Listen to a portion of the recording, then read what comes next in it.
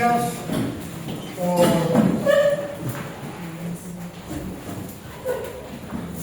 venir a este curso desde la parroquia de Santa Ana de San Juan de Dios.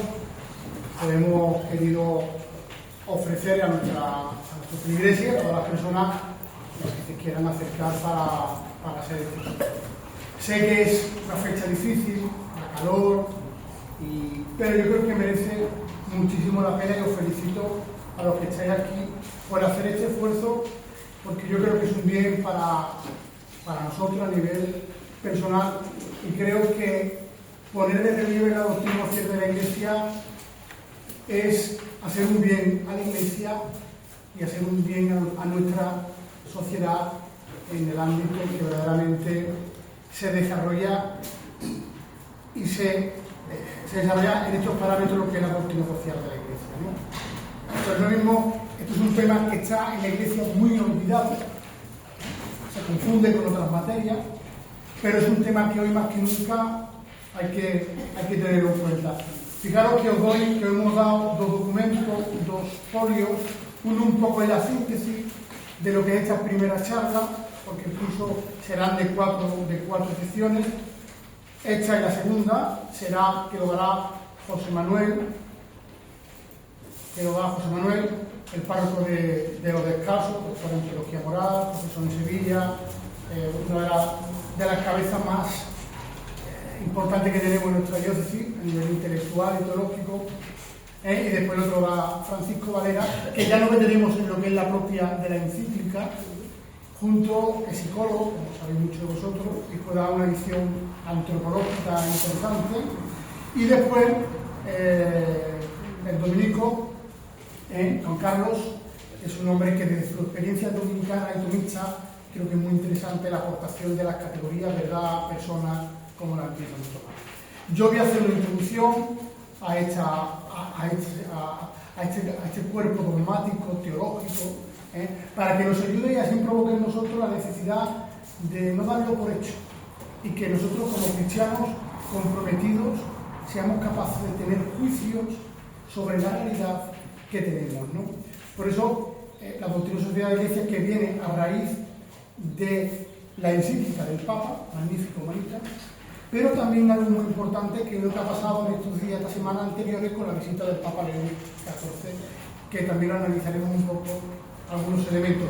Y el segundo documento es un análisis del discurso del Papa León en el Congreso de los Diputados.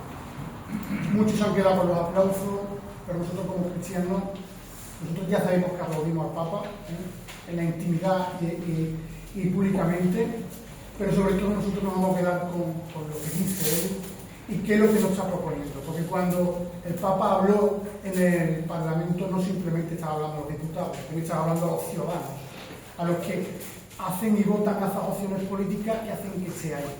Por eso, mucho cuidado cuando, digamos, no le habla a los políticos, no habla a todos los ciudadanos que democráticamente en este país ejercemos nuestro voto en la tendencia que queramos cada uno, ¿no? En primera cuestión, eso, ¿no?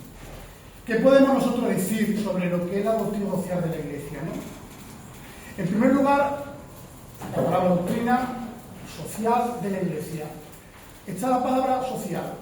La doctrina quiere hablar unas enseñanzas que tienen que iluminar la vida social, económica, política y cultural nuestra a la luz del Evangelio y de la dignidad de la persona humana.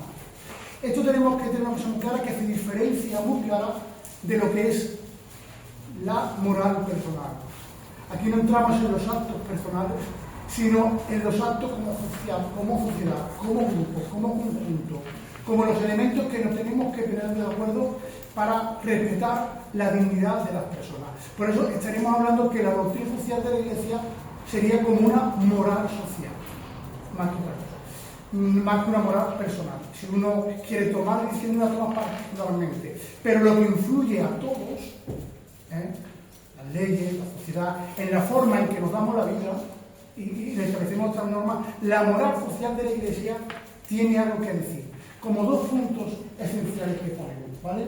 A través del Evangelio, que es el dato para nosotros creyentes que revela lo que somos, de lo que estamos llamados a hacer, y a través de la dignidad de todas las personas, de la dignidad que tiene la persona humana, ¿vale? Son dos elementos. ¿Por qué existe la doctrina social de la Iglesia? La fe cristiana no se reduce al ámbito privado de la conciencia ni a una relación exclusivamente individual con Dios.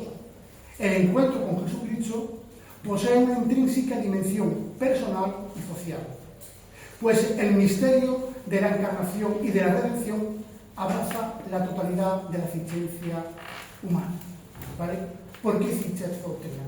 Porque no es algo mío solo, sino que Cristo viene en la modalidad de la encarnación, Cristo se hace hombre, Cristo se hace presente en nosotros, es para que toda nuestra humanidad quede abrazada por la luz de su evangelio y de lo que nosotros somos. Hay siempre una tentación muy clara, muy directa, de desplazar el cristianismo a la sacristía, y sea de la tendencia que sea, de izquierda y derecha, cuando tocamos temas que a las opciones políticas de diferente marco no les interesa, nos quiere recluir a la sacristía, siempre todo.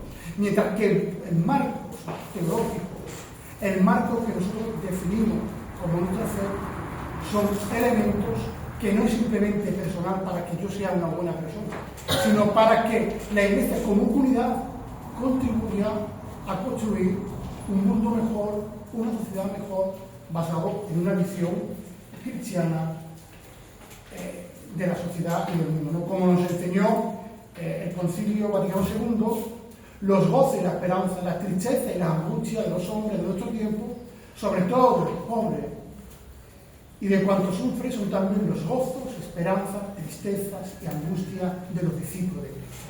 Es decir, a un cristiano que quiera vivir con seriedad su fe, todo le importa, nada le sobra, y toda la fe, la alegría y la tristeza, ¿no? Es decir, porque Cristo, en su dimensión universal, en su venida, viene al mundo entero y viene también a través de nuestra presencia de los cristianos, ¿no?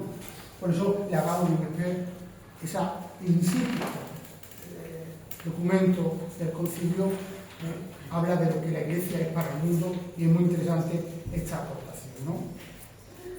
Pues entonces, ¿qué es la doctrina social de la Iglesia?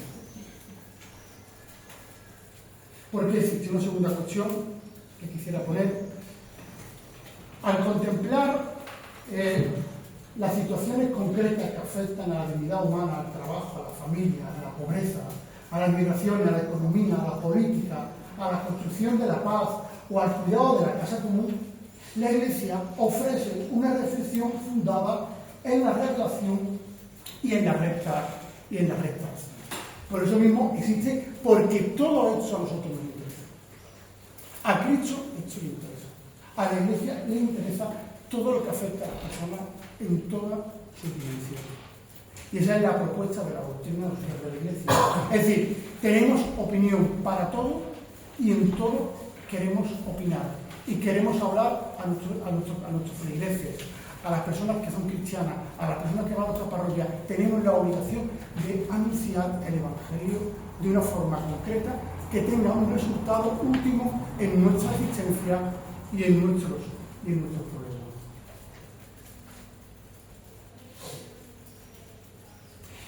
Y esto lo vemos en unos principios fundamentales que es la doctrina social de la Iglesia.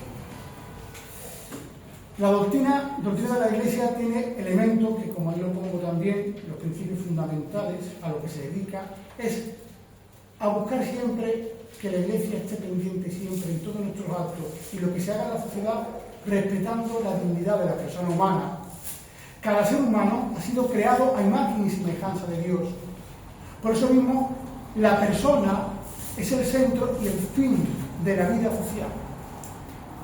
Es decir, no es al revés, ¿no? Es decir, el centro de todo lo que nosotros hagamos, de todo lo que nosotros podamos proporcionar, ese es el bien de la persona. No del Estado, no de un concepto, no de una ideología, no de unos intereses, no de un progreso que vayan en contra de la dignidad. O sea, la persona es para nosotros el punto esencial. Y esto lo conectamos con el Evangelio. Cristo, ¿para qué vino al mundo? Para nuestra salvación.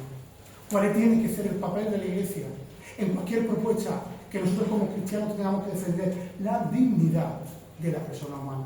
Por eso es un criterio muy importante. Fijaros que el discurso del Papa fue tan importante en el Congreso porque él lo hizo desde esta óptica, desde la dignidad de la persona humana. ¿Qué leyes queréis hacer para cuidar a vuestros ciudadanos? Es decir, revertió todo, no en unos intereses ideológicos, sino en algo elemental que no se puede negar, que es la dignidad que tiene la persona. Desde la existencia de la vida hasta el final, hasta el inmigrante, del trabajador, del que quiera. El bien de la persona, la dignidad de la persona. Y esto tiene otro principio fundamental, que es el bien común, que desarrolla la doctrina social de la Iglesia, que es un conjunto de condiciones sociales que permiten a las personas y comunidades alcanzar plenamente su perfección a la que está llamada. Este bien común es que la realidad, todo lo que nosotros vivimos, tiene un elemento de que todo el mundo tiene los mismos derechos que cualquier persona, ¿no? Que cualquier otro país. Es decir, el bien común que tenemos que buscar en todas las decisiones, ¿no? Y esto se da a través de la solidaridad, el reconocimiento de que todos somos responsables de todo, a nivel personal, pero también como sociedades, países, ciudades, todos somos responsables los unos de los otros, en especial de las personas más pobres y más vulnerables. Es decir, el desecho de las personas, porque puedan ser realmente elementos que se cuantifiquen en su dimensión contable, económico para los estados de los gobiernos, esto no entra dentro de lo que es eso. Por ejemplo, la solidaridad tiene una dimensión de que todos somos responsables, todos de todos, todo nos afecta. Hay una guerra en un país musulmán que nos afecta a los cristianos, porque nuestro mensaje es tan potente que rompe cualquier frontera.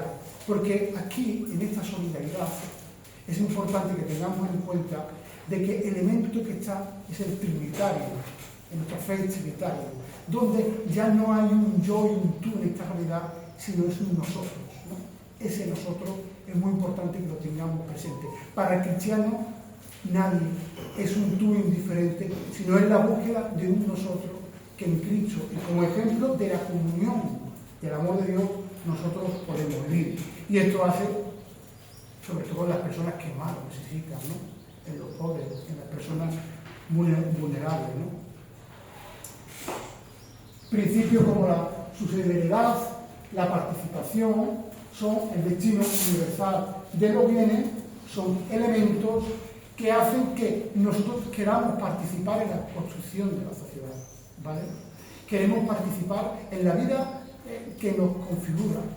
Es mucha pena de que la Iglesia sea aceptada hoy en día para organizar romerías, para organizar procesiones, para organizar incluso actos benéficos, pero hay elementos estructurales que a nosotros no nos dejan participar, ¿no? Pues mira, nosotros queremos participar y tenemos el derecho a participar y contribuir, no imponer, que no estamos hablando de esas categorías, y no quitar el papel político, la diferenciación de Iglesia y Estado, no estamos hablando de eso. Estamos hablando de nosotros participar activamente en la construcción de nuestra sociedad, de lo que somos, ¿no? Y el destino universal de los bienes, ¿no? Esto también es un tema muy importante, que los bienes de la creación están destinados a todos los hombres, aunque se reconozca el derecho a la propiedad privada, ¿no? Eso es un elemento importantísimo a tener en cuenta. Simplemente hago estos enunciados porque entrar en detalle en cada uno de estos apartados pues supondría que nos haría falta un año entero para poder abarcarlo en todo entero, e incluso así no lo podríamos abarcar. Pero sí que son los principios fundamentales que tiene la doctrina social de la Iglesia, ¿no? Por eso mismo, la doctrina social de la Iglesia trata cuestiones muy elementales para nosotros: el trabajo humano, la justicia social, la familia, la economía y las finanzas, la política, la paz y la guerra, los derechos humanos, las migraciones, la ecología integral, el desarrollo de los pueblos. Ahí habla de todo lo que es la doctrina social de la Iglesia y cuáles son los temas en que entra.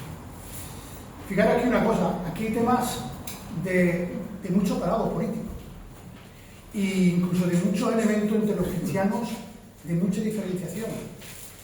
Pero yo creo que esto se da porque hoy en día a los cristianos quien forma nuestro pensamiento social son las ideologías políticas y no el pensamiento eclesial. Porque de todo eso la Iglesia tiene criterios, de todo eso la Iglesia habla. Pero nosotros no, todo el mundo sabemos en la moral personal que no podemos robar, que no podemos pecar, que no podemos hablar, que no podemos asesinar. Lo tenemos clarísimo. Pero ¿qué tenemos que hablar nosotros sobre la economía y la finanza para que sean justas, para que se puedan dar los principios que hemos dicho antes? ¿Cómo tienen que ser tratados los temas de la paz y de la guerra? ¿Cómo podemos ver el legítimo derecho a la defensa? ¿Cómo tenemos que ver, por ejemplo, la justicia social, ¿no? Los salarios o muchas otras cosas que van a ir saliendo en los próximos años, sobre todo con el mundo artificial, ¿no? Es decir, hay temas muy interesantes, los derechos humanos, la inmigración, ¿no? Como cristianos, ¿qué creo que privamos más? Es decir, en todo esto tenemos algo que decir como cristianos. Y en todo eso nosotros como cristianos, aparte de ser santos a nivel particularmente y una moral, necesitamos también como Iglesia proponer muchos pensamientos. Y esto es lo que hace el Papa, ¿eh? Y esto es lo que ha hecho todos los papas, desde cuando se empieza a establecer la doctrina social de la Iglesia. Fijaros que trata de cuestiones como hecha lo que es la doctrina social de la Iglesia. Por eso mismo, la doctrina social de la Iglesia, su origen histórico, primero la Sagrada Escritura, es el elemento social, y si quiero hacer un pequeño hincapié en la primera comunidad cristiana. Esto puede iluminar sobre los pensamientos, ¿no? En la primera comunidad cristiana. Mirad, no se ve bien, pero sí que lo podéis ver muy bien. El contexto de los padres de la Iglesia, que son los 5 o 6 primeros siglos de la Iglesia, ¿no? Desde los padres apologetas, y aquí terminaríamos nosotros en la Iglesia occidental con San Cristóbal de Sevilla, el último padre de la Iglesia, en la parte oriental, los griegos y todo eso, con San Juan de Damasco. Bueno, pero hay un momento importante, que es determinante de la época pre-nicea. Es decir, el Concilio de Nicea supone un antes y un después para la Iglesia. De ser una Iglesia en expansión, sin estructuración eclesial aparentemente, había un rechazo social al cristianismo, como sabéis, antes del año 325, la realidad evangélica era la conversión, había una apertura universal a toda, se estaba expandiendo la Iglesia por todas partes, los mártires, las persecuciones de la Iglesia. Pero con la llegada del Concilio de Nicea, es decir, con la llegada de Constantino, el cristianismo asume ya una cara y un matiz institucional por su relación con el imperio, ¿no? Es decir, la Iglesia era el elemento más expandido y evidentemente era algo ya que nosotros, que los gobernantes de esa época, pues lo veían que no se podía parar verdaderamente, ¿no? Por eso mismo hay una época que después de Nicea la Iglesia, pues como es normal, se institucionaliza y empieza a través de los concilios, primero en fijar su doctrina y después su desarrollo de comunión, ¿no? De la Iglesia, ¿no? Obispo, presbítero, diócesis, monasterio, todo lo que es el desarrollo de la Iglesia. Pero hay un cambio, ¿no? Hay un cambio. Por eso mismo, en estos primeros siglos encontramos no una doctrina típicamente sobre los problemas que hemos hecho antes, como lo vemos ahora en nuestro siglo, sino que vemos elementos exhortativos de lo que es la doctrina social de la Iglesia. Podemos hacer un elenco de los padres de la Iglesia y vemos que las encíclicas que nosotros tenemos ahora mismo, desde León XIII hasta León XIV, tienen los elementos de lo que hablaban los padres de la Iglesia.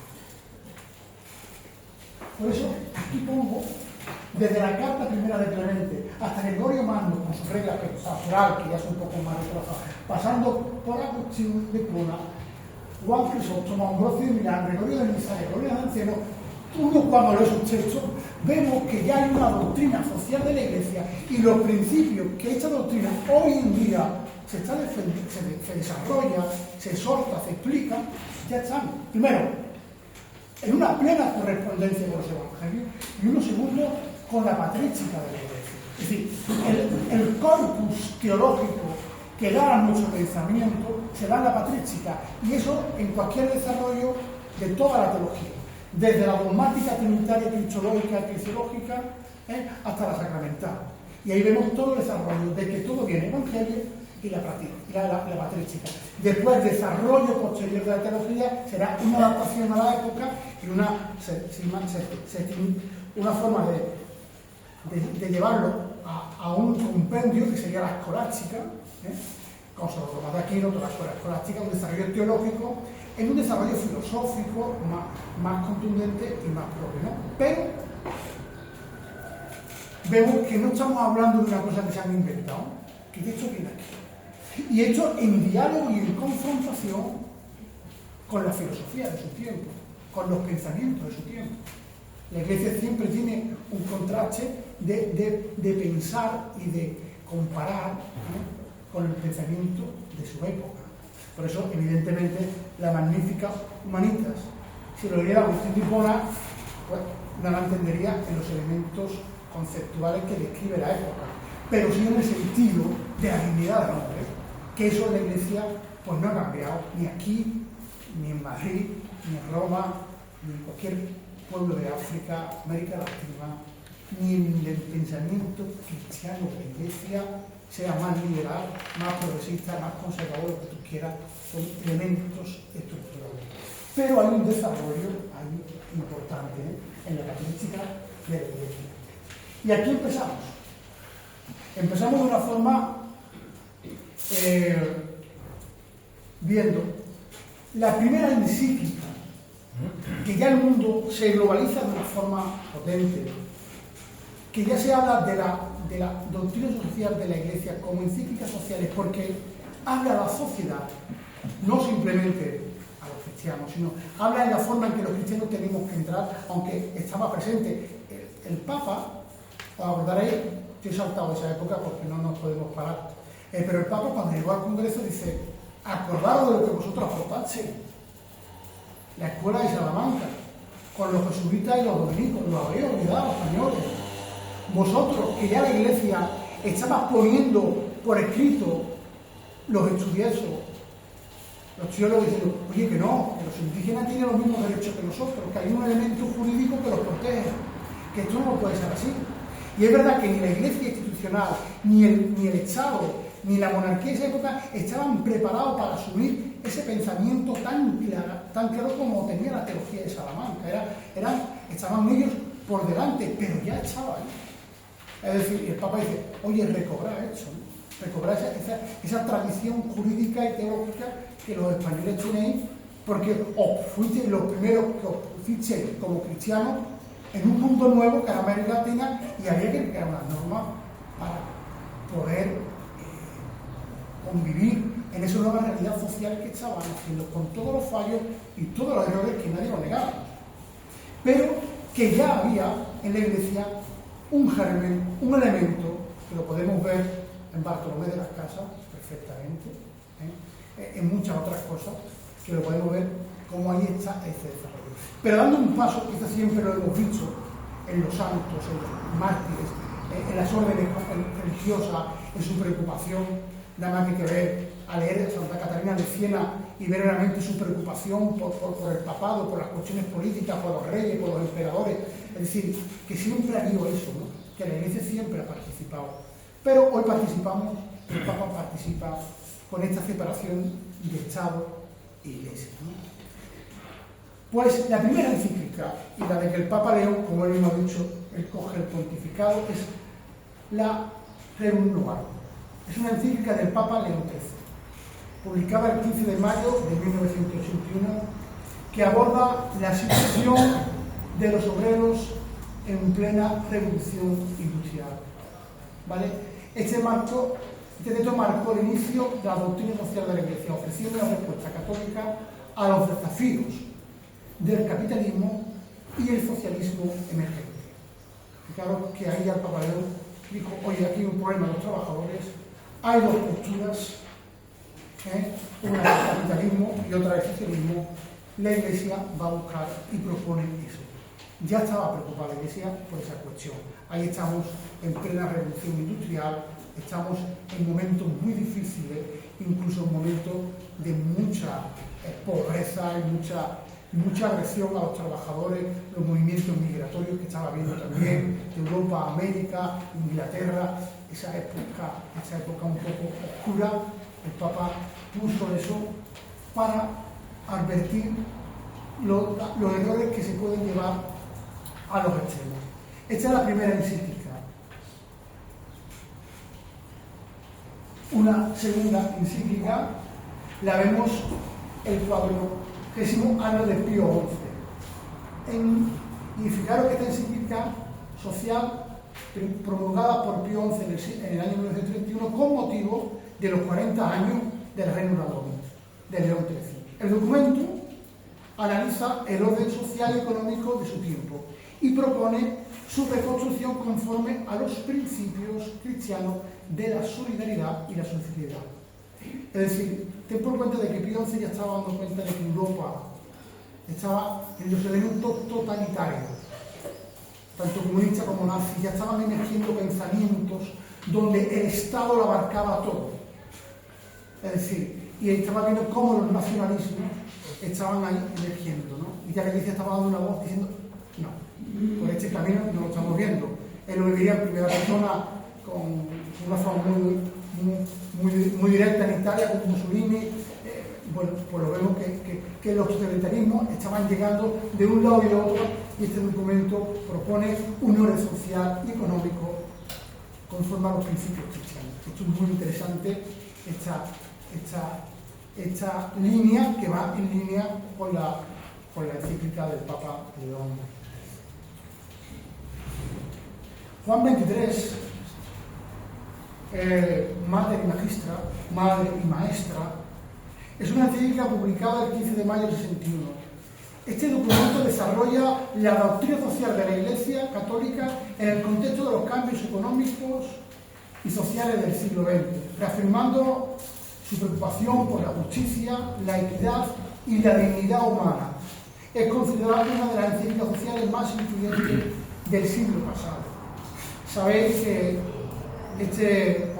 Juan XXIII, por su trayectoria, fue nuncio en Estambul, en París, vivió muy directamente con el nazismo y conociendo de primera mano lo que se había vivido con el nazismo, ¿no? Y lo que se estaba viviendo también en Rusia. Bueno, pues él hace esta para recuperar, fijaros, que los elementos van saliendo en la encíclica: solidaridad, ahora aquí vuelve con dignidad humana, es decir, son elementos que las encíclicas van a tener, ¿no? Bueno, pues vemos como hay otra encíclica de magisterio social, ¿no? Pablo VI, la Populorum Progressio, el progreso de los pueblos, esa es una encíclica publicada en 1967. Este documento aborda la cuestión del desarrollo integral humano, la justicia social a nivel mundial, situándose como uno de los textos más influyentes de la doctrina social de la Iglesia.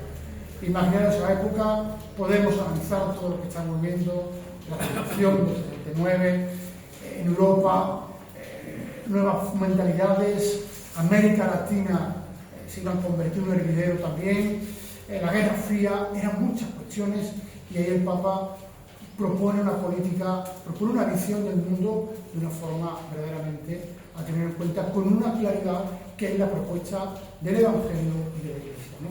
Y va recogiendo todos esos elementos, ¿no? Juan Pablo II, Centésimo Annus, es una encíclica social publicada el 1 de mayo de 1991 y fue redactada para conmemorar la renovación de León XIII, reafirmando y actualizando la doctrina de la Iglesia, ¿no? El documento articula dos ejes fundamentales de la enseñanza social de la Iglesia: la solidaridad, compromiso con la dignidad humana y el bien común, y la subsidiariedad respecto a la autonomía de las comunidades menores frente a instancias superiores. Esta categoría es muy importante a tenerla en cuenta, porque el Papa lo que está criticando en cualquier orden social es que el respeto a la minoría como un elemento esencial de crecimiento de cualquier tipo de sociedad, ¿no?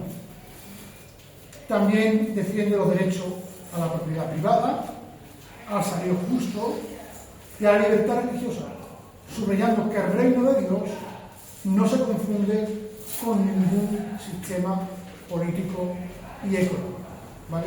Estos también son elementos que la doctrina social de la Iglesia quiere tener en cuenta en esta encíclica, ¿no?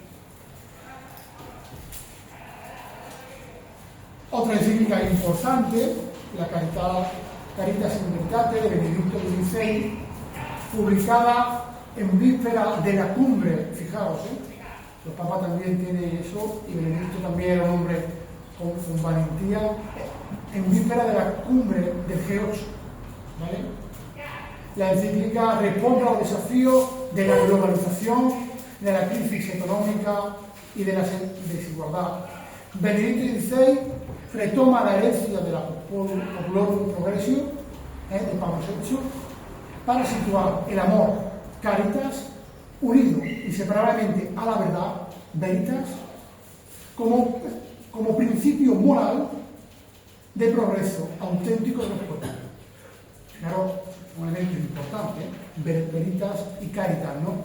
Porque un modelo de desarrollo que trascienda tanto el capitalismo sin ética como el colectivismo centrado en la dignidad humana y el bien común. Es decir, estos dos elementos, capitalismo y colectivismo, tienen que tener siempre como objetivo el bien de la dignidad de la persona, ¿no? Por eso, la Carta está desarrollada en unos elementos como desarrollo humano en la autoridad, la fraternidad, desarrollo económico y sociedad civil, derechos y deberes y medio ambiente.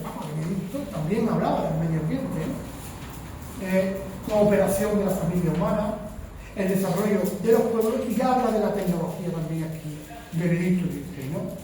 Cada parte de esta encíclica integra fundamentos teológicos con análisis económicos, ecológicos y sociales, ¿no? Subraya que la justicia y la caridad,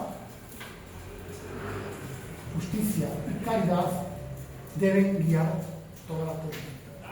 Que nadie os engañe cuando quieran separar a nosotros los cristianos, porque sé que este mensaje está en la calle, que hay que diferenciar la justicia y caridad. Para nosotros, justicia y caridad, para los cristianos, es la misma cara de la moneda, ¿sabemos? No se puede dar una sin otra, ¿vale? Y el que quiera defender eso, por favor, que lea Benedicto XVI, porque sé que esto viene defendido desde sectores conservadores, separando en referencia al tratar a los inmigrantes, separando la justicia y de la caridad. Pues esos sectores que lean a Benedicto XVI sobre no se puede dar cristianamente y un cristiano la justicia sin caridad y caridad sin justicia, ¿vale? Son categorías importantes que tenemos que tener muy en cuenta. Y pasamos al Papa Francisco. El Papa Francisco, como sabéis, tuvo dos encíclicas de carácter social, como sabéis, pues, formación jesuítica y toda su implicación en América Latina, Argentina, y por los grandes cargos importantes que tuvo él en la conferencia episcopal de Latinoamérica y del Caribe, pues un hombre con una visión profunda y muy social, y nos regaló dos grandes documentos.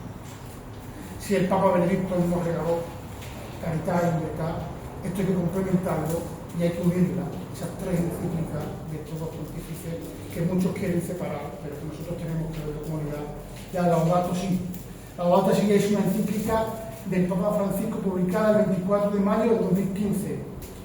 Su título, tomado del Cántico de la Criatura de San Francisco de Asís, significa alabado seas, y expresa una llamada a cuidar la casa común, el planeta Tierra. Es una de las obras más influyentes y ha tenido mucho influyente en la actualidad y un texto clave en el diálogo entre fe, ecología y justicia social. Y eso es así. Los cristianos no estamos de espalda a eso. Los cristianos deberíamos ser los más ecologistas que hubiera en la tierra, que defendiéramos la obra de Dios, la casa común. Tenemos a San Francisco de Asís, ¿no?, que es un elemento histórico, superando la leyenda que hay de él, de San Buenaventura. Yendo a un estudio serio de él, vemos que tiene un pensamiento también muy actual para nosotros, ¿no? El texto de la Laudato Si abre una reflexión teológica sobre la creación y continúa con un análisis científico, económico, social de la crisis ambiental.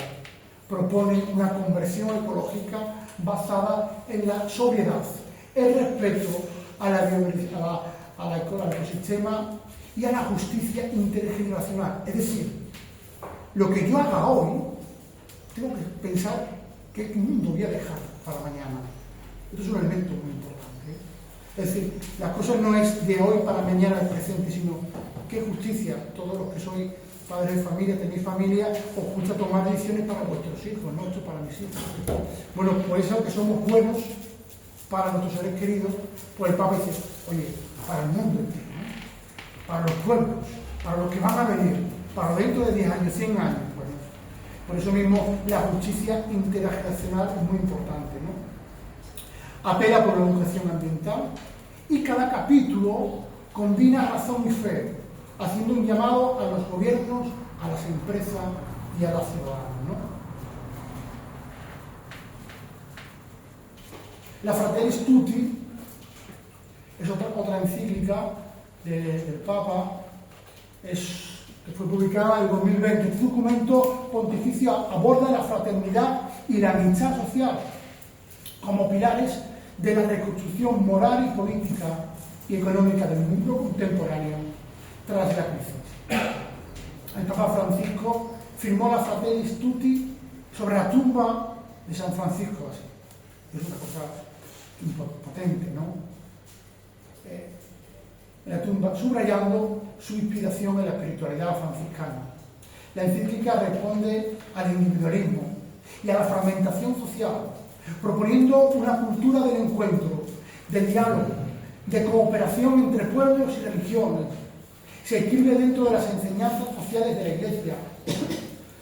Tras Lumen Fidei, la Lumen Fidei fue el documento que ya lo estaba preparando Benedicto XVI, pero falleció y lo asumió ya el Papa Francisco, ¿no?, que fue también el documento programático de su pontificado, ¿no? Bueno, pues dentro de la tradición nos pones elementos importantes en esta Fratelli Tutti. Pensar cómo no vamos a mirar a San Francisco si San Francisco nada más, con la capacidad que tuvo en su tiempo de irse a hablar con el sultán, por Dios, hablar con el sultán. Es decir, ya era un diálogo en la espiritualidad, ¿no?, tan cristocéntrica que tenía San Francisco con todo lo que conlleva su espiritualidad y sobre todo su teología, ¿no?, en la categoría de la fraternidad, ¿no?, de la fraternidad. Por eso mismo, el texto de la Fratelli Tutti está organizado en 8 capítulos, que comienza con un diagnóstico de los males contemporáneos, exclusión, conflicto, consumismo, y continúa con la interpretación del buen samaritano como modelo universal de compasión. Posteriormente desarrolla conceptos como un mundo abierto, la mejor política, diálogo y amistad social, y finaliza con 2 oraciones, una cristiana y otra interreligiosa, reflejando la apertura del mensaje. Su título significa hermanos todos.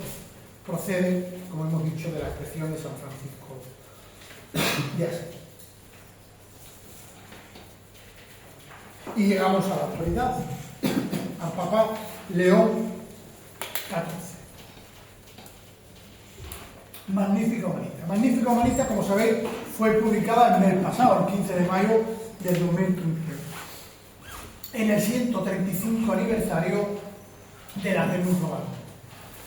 Su tema central es la custodia personal humana de su tiempo, en el tiempo de la inteligencia artificial, abordando los desafíos antropológicos, sociales, económicos, políticos y éticos de la revolución y de la tecnología actual. Los puntos que podemos ver en esta encíclica, la Magnífica Humanista, que hemos puesto ahí a vuestra disposición, es un documento bastante importante. Yo simplemente diré que, fijaros, hay un primer capítulo que es el pensamiento dinámico fiel del Evangelio, ¿no? Eso es un desarrollo de lo que es el magisterio de la doctrina social de la Iglesia y su fundamento. Pero el capítulo 2 es lo que hemos dado. Es decir, que si uno lee los fundamentos y principios de la doctrina social de la Iglesia, veremos que es el tema que hemos dado aquí hoy, ¿no? Y él lo desarrolla verdaderamente a través de los fundamentos de la doctrina social de la Iglesia y de los principios de la doctrina social de la Iglesia, ¿no? El ser humano, que son los fundamentos, ¿no? El ser humano es imagen de Dios, la igual dignidad de todos los seres humanos y el altísimo valor de los derechos humanos, ¿no? Son los fundamentos y los principios de bien común, de destino universal de los bienes, de subsidiariedad, solidaridad y justicia social, ¿vale? Y después el capítulo 3, 4 y 5 es hablar de la cuestión de la parte tecnocrática, de la parte de la inteligencia artificial. Eso es un tema muy importante, ¿no? Que tenemos que tener en cuenta y que tenemos que nosotros que evaluar. Bueno, pues este tema habla realmente la custodia de la persona humana. Fijaros que volvemos siempre a eso, ¿no? A la persona humana y a su dignidad. ¿Cuál es el método de la doctrina social de la Iglesia? ¿Cómo nosotros podemos desarrollar un tema, un método? El método, que ahora con estas palabras, es el ver, el juzgar y el actuar, ¿vale? Uno de los instrumentos pastorales más importantes de la doctrina social de la Iglesia para analizar la realidad social a la luz del Evangelio y promover una acción transformadora inspirada en la fe. Tenemos un problema, queremos tener una opinión sobre este tema. ¿Cómo lo podemos hacer? Evidentemente, no voy a coger el Evangelio y decir, a ver qué nos dice. A lo mejor el Evangelio no nos habla directamente sobre esa cuestión, pero si quiere, nos va a inspirar y nos va a dar el método. Por eso mismo, la primera cuestión es analizar la realidad. ¿Qué problemas tenemos? Tenemos un problema de inmigración, tenemos un problema de pérdida masiva de empleo, tenemos un problema de violencia, de guerra, tenemos un problema que los derechos humanos están siendo, tenemos un problema de guerra, de conflicto, de guerra. Analizamos la realidad y esa realidad, teniendo en cuenta todos los factores que la componen, se juzga, se hace un juicio, pero un juicio que se interpreta a la luz del Evangelio y de la doctrina de la Iglesia. Es un juicio político. No es, entenderme esto ahora, lo que más conviene o lo que más simpatía tengo yo en mi cabeza. Yo tengo una imagen más fiel a la escuela de Frankfurt, ¿no? O yo soy más de la escuela austríaca en política, ¿no? Y yo me muevo ahí. No, eso no funciona. Es decir, nosotros tenemos, evidentemente, se valora lo que las diferentes escuelas políticas contemporáneas del último siglo y que hoy están presentes, que es la austríaca y la de Frankfurt, pueden aportar. Pero verdaderamente nosotros lo vamos a interpretar primero a la luz del Evangelio y a la doctrina social de la Iglesia. Y esto significa que tenemos que tener en cuenta los fundamentos que hemos dicho de la doctrina social de la Iglesia. La dignidad de la persona humana, lo que es digno de la persona humana, no lo que interesa a tal o a tal, sino qué es la dignidad de la persona humana. Va a ser siempre el llamamiento de la Iglesia, ¿vale? ¿Y qué esto implica? Actuar. Ver, juzgar y actuar, comprometerse para transformarla. No es según el plan nuestro que más nos guste o el que menos miedo nos dé, sino el plan de Dios. ¿Y cuál es el plan de Dios en los diferentes asuntos, ¿no? pues eso lo vemos que viene iluminado en la doctrina social de la Iglesia y en las formas concretas, ¿no? Estos métodos expresan una convicción fundamental de la doctrina social de la Iglesia. La fe ilumina la realidad y genera una responsabilidad histórica, concreta en favor de la dignidad humana y del bien común, ¿vale?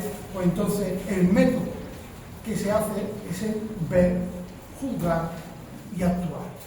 No actuamos sin conocer, no hablamos lo que nos venga, no separamos justicia de caridad, porque si queremos tener un pensamiento cristiano tenemos que hacerlo a la luz del Evangelio y de la doctrina.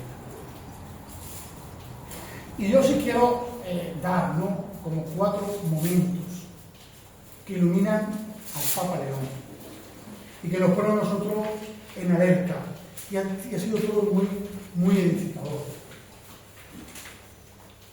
Bueno, sí. El compendio Doctrina Social de la Iglesia, este libro, publicado por Juan Pablo II, es un compendio. Aquí viene de todo. Si aquí uno quiere ver qué problema hay, qué sé yo, sobre la explotación, sobre el empresario, sobre la elección, sobre la inmigración, sobre la empresa, sobre la equidad, sobre el dinero, sobre el descanso, sobre el diálogo, la deuda, sobre la desigualdad, bueno, dignidad humana, desarrollo, el desarme. Aquí tenéis, para haceros una opinión cristiana y católica, y no venga el político de turno, de un lado y de otro, a decirlo lo que nosotros tenemos que pensar. Después, la libertad de cada uno es hacer voto de un sitio a otro. Pero que Juan Pablo II lo dijo muy claro: ningún partido político nos representa, ninguna ideología política nos representa, ¿vale? Por eso mismo a los cristianos, a través de la doctrina y del estudio, es un libro que no hay que leerlo de final, es un libro de consulta, es un libro que puede iluminar nuestra vida personal, nuestro criterio, nuestro juicio sobre la realidad en nuestro ámbito personal, nuestras conversaciones privadas con los amigos. Bueno, pues para formar nuestra opinión y contrastarla, ¿no? Hoy que hay tantos opinadores, pues aquí hay un tema, esto es muy interesante, y esto es uno de los libros que yo aconsejo tener siempre en la biblioteca, porque a veces como cristianos hablamos de cosas que estamos yendo en contra del propio mensaje de Jesús. Eso deberíamos tener muchísimo cuidado, ¿eh? Esto fue promulgado por Juan Pablo II, si no me equivoco, en el año 2024, o así fue promulgado, no me quiero equivocar la fecha, en el 2004, ¿vale? Fue hecho este libro. Aquí lo tenéis, ¿eh? Yo creo que es un libro que lo podéis tener para consultar todo lo que es el convenio de la doctrina de la Iglesia. Por ejemplo, aquí no vendrá nada de la inteligencia artificial, pero eso se complementa. 4 momentos importantes que tienen que iluminar y no pasar desapercibido del Papa León. La foto que está con la chica y con el niño es en Cáritas de Madrid, en el centro de eso. Eso es un llamamiento, y por eso este curso también lo organizamos con Mercedes, nuestra directora de Cáritas, el trabajo tan importante que es para la parroquia Cáritas, pues es cuidar nuestras Cáritas. En nuestras Cáritas tenemos que trabajar porque ahí nosotros abrazamos como iglesia. A lo mejor no vosotros particularmente, porque no estáis, ¿no? O no tenéis por qué estar, pero a través de la Cáritas abrazamos a esas personas que hacen falta que la ayudemos, que estemos presentes. Es la iglesia la que está aquí. Somos todos los que estamos en caridad. Por eso, potenciar la labor de Cáritas, comprometernos con la labor de Cáritas, en el desarrollo integral de todas las personas humanas, de los personas humanas, es importante, ¿no? Y el Papa, el primer gesto fue una Cáritas, que fue muy bonito, la canción de Niña Pastori y todas esas cosas, ¿no? Pero que el mensaje estaba ahí, de cómo personas contaban su experiencia, de cómo la iglesia había estado en Madrid esperándole y los había ayudado. Otro elemento es el discurso, leer el documento, la síntesis que hago sobre el discurso, y veréis que está toda la doctrina de la iglesia, el discurso del Papa ante el Congreso es algo para leerlo, rezarlo y aplicármelo, aplicarnos nosotros, cada uno de nosotros, en qué estamos fallando, qué nos está diciendo el Papa, por Dios, que nos está hablando. ¿Dónde está mi miedo a los inmigrantes? ¿Dónde está mi miedo en defender la vida desde el principio y fin? ¿Dónde está? Aquí está, ¿no? Leamos al Papa, ¿no? El Congreso fue importante. Otro tema fue lo que pasó en Barcelona, espectacular, pero si no me equivoco la frase en la que salía Gaudí y era un mensaje de ahí, primero lo humano, primero la caridad, el amor y después la técnica, ¿no? También hay esos reflejos del pensamiento cristiano, ¿no? ¿Por qué hacía Gaudí la catedral? ¿Qué fin tenía? ¿Qué fin tenía la iglesia, ¿no? Es decir, que es esa mirada más alta, más allá, ¿no? Bueno, pues ahí podemos ver nosotros también ese momento conmovedor. Y el último, ahí tenemos a nuestro don José Mazuelo, nuestro hijo anterior, y he querido poner porque esto es un gran reto hoy en día, es el tema de los inmigrantes. Tenemos que hacer un esfuerzo todos los cristianos de quitar de nuestro vocabulario cualquier miedo, cualquier tipo de racismo, cualquier violencia verbal hacia los que son diferentes de nosotros. El cristianismo camina hacia una consumación, si quiere que le ponga en términos teológicos, lo digo, hacia una consumación escatológica de la unión de todos los pueblos. El reino de Dios no es el reino de patriotas, sino es el reino de hijos de Dios, ¿vale? Eso no quita, como dijo el Papa en su discurso, que se aborde los problemas de origen del venga la migración. Eso no se quite que se luche contra las mafias, pero lo que no podemos es rechazar la dignidad de la persona humana. Cuando uno trata con esas personas, tiene que ponerse de que ese chico, esa chica, ese hombre tiene un padre, tiene una madre, tiene un corazón y tiene una dignidad. Y nosotros como cristianos no podemos. No podemos. Tenemos que crear espacios seguros, tenemos que crear condiciones, tenemos que pedir a nuestros políticos que cambien las estructuras, porque esto es así. Es decir, el cristianismo avanza, la sociedad avanza y nuestras familias cada vez estarán impregnadas más de esa realidad, ¿no? El cristianismo llegó a América, igual que otras partes, aniquilaron zonas enteras con la posibilidad del pensamiento cristiano pudo convertirse. Queridos amigos, tenemos que rechazar cualquier forma de inmigración. Tenemos que trabajar en crear hijos de Dios e hijas de Dios en este sentido y que nuestras comunidades seamos valientes y no tengan miedo, ¿no? La Iglesia, desde el primer momento, desde que salió en Pentecostés, el mensaje de Dios lo entendieron todo el mundo. Todo el mundo. Todo el mundo. Eso no quita ordenación, no quita elementos, pero yo creo que el papel del Papa allí, en ese puente, en ese lugar de muelle, donde estaban durante muchos meses las personas humanas, que ni los políticos iban de izquierda ni de derecha a verlo, ahí estuvo la Iglesia con las ONG luchando, y el Papa aquí lo está ahí, y es para nosotros algo verdaderamente extraordinario, y es un llamamiento porque nosotros somos una Iglesia que acogemos, que hemos sido inmigrantes, y que tenemos que luchar con cualquier tipo de redención étnica, nacionalismo, fuera eso de la Iglesia. Nosotros somos católicos y tenemos que ir a eso. Bueno, pues he terminado. Si hay alguna pregunta, muchísimas gracias.